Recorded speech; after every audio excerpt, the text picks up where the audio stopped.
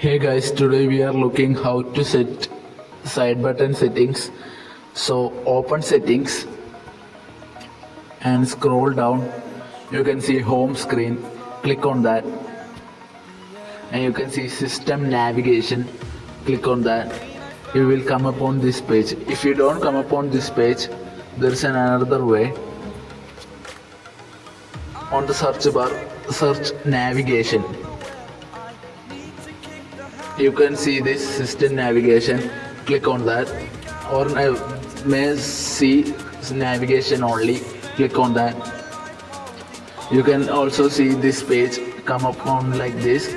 So click on gesture and click on note now, and that's it guys. That's how it works, and you can see side button is working.